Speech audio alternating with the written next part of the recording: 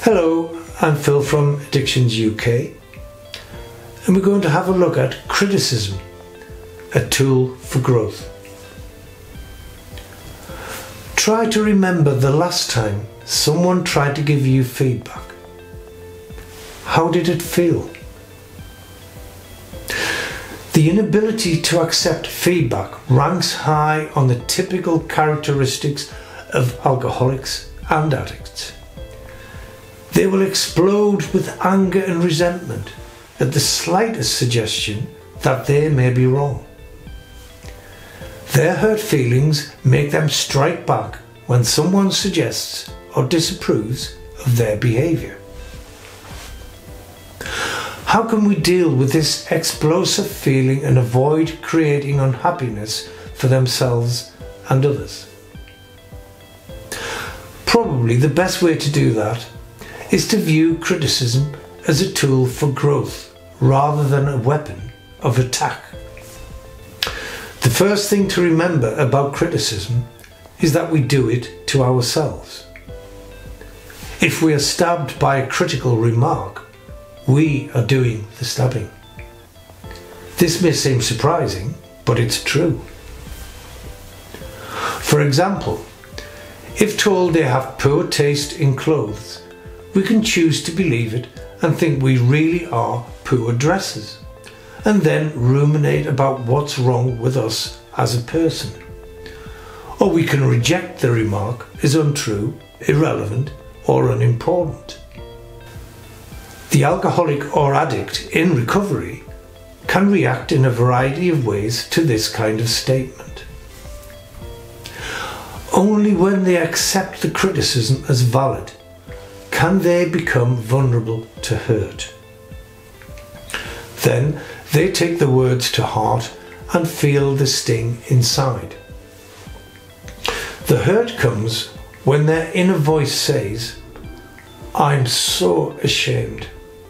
Oh, how embarrassing to be so stupid." In this case, they're criticizing themselves. Alcoholics and addicts find it very difficult to be gentle with themselves. Bill Wilson, the co-founder of Alcoholics, pointed out, feedback or criticism is a wonderful opportunity and can often be very helpful in our recovery. Once we get ego out of the way, criticism need not be such a painful thing. It can, in fact, be quite beneficial. How?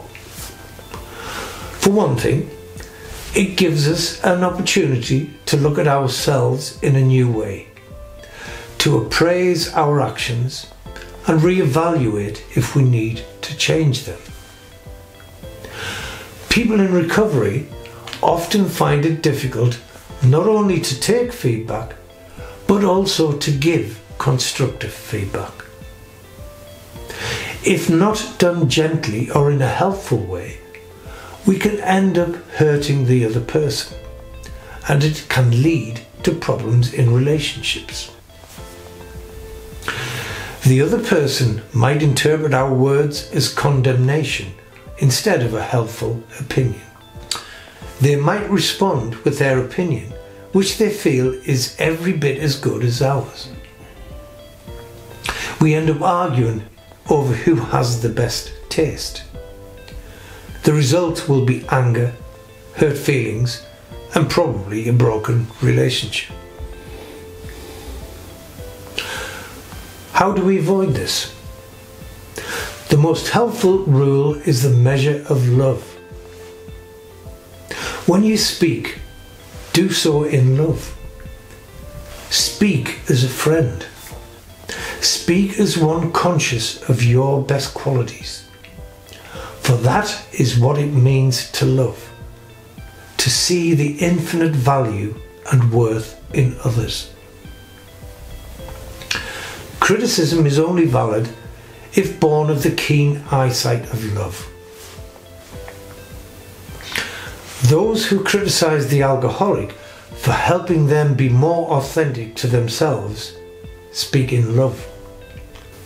Those who criticise to show them how much better or wiser they are, or how much better they are at living their lives than the alcoholic, are not honest critics.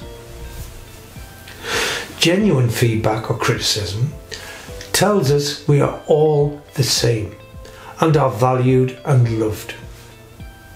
It can give us a glimpse of where we are and where we need to be. With that vision, we are helped to grow into a better version of ourselves.